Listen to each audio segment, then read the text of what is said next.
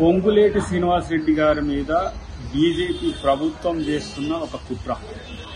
CBI ఈడీలను వినియోగించుకొని ముఖ్యమంత్రులను, మంత్రులను, దేశంలోని కాంగ్రెస్ పార్టీ నాయకులే కాకుండా బీజేపీ వ్యతిరేక రాజకీయ పక్షాల మీద నిరంతరం దాడి చేయడం అనేది బీజేపీకి ఒక అలవాటుగా మారిపోయింది.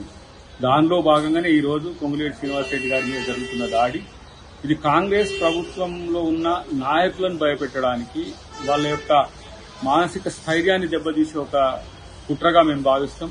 అది కర్ణాటకలో డీకే శివకుమార్ గారి మీద జరిగింది.